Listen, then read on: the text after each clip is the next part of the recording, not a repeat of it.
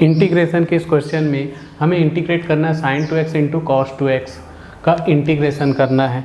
तो इंटीग्रेशन में इंटू का फॉर्मूला तो होता नहीं है, तो यहाँ हम क्या करेंगे, अब तुम बोलोगे कि इंटीग्रेशन में इंटू का फॉर्मूला होता है और वो फॉर्मूला होता है u into V integration u को छोड़ के v का इंटीग्रेशन माइनस u का डिफ्रेंसिएशन, फिर v का इंटीग्रेशन और पूरे का इंटीग्रेशन। ये इंटू वाला फॉर्मूला इंटीग्रेशन में होता ज़रूर है, बट ये कुछ स्पेशल केसों में ही यूज़ होता है। वो स्पेशल केस हैं जैसे x इंटू साइन एक्स वाला फंक्शन रहे या x की पावर में कुछ भी रहे, इस टाइप के फंक्शन में ये फार्मूला यूज़ होता है। दूसरा, ये इस टाइप के फंक्शन में फार्मूला यूज़ होता है, e की पावर x साइन एक्स वाले फंक्शन, इस तरह के क्वेश्चन में ये यूज़ होता है।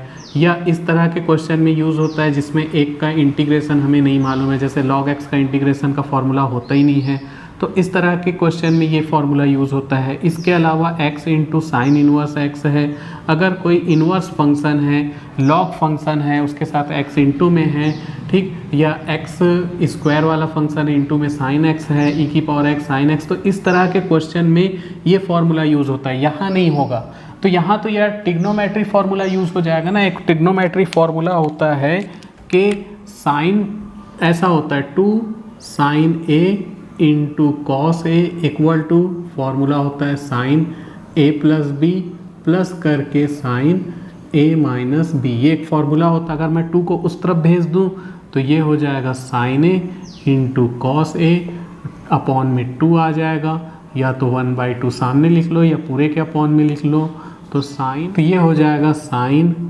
a प्लस बी प्लस करके साइन a माइनस बी। तो इस तरह से इस फॉर्मूले को हम यहाँ यूज़ कर सकते हैं। ध्यान दे, ये a नहीं है, ये b रहता है, मैंने गलती से a लिख दिया था।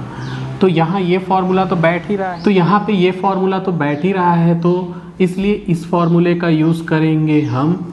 और इस फार्मूले का यूज़ करने पर यहाँ 1/2 सामने लिख लो, integration sine a plus B होता है, a की जगह 2x है, b की जगह 3x है, तो 2x प्लस 3x, फिर प्लस करके साइन 2x माइनस 3x, ये ब्रैकेट इस तरह से लगा दो, dx, फिर 1/2 इंटीग्रेशन साइन 5x हो जाएगा और प्लस करके साइन 2x में से 3x जाएगा, माइनस x बचेगा, dx।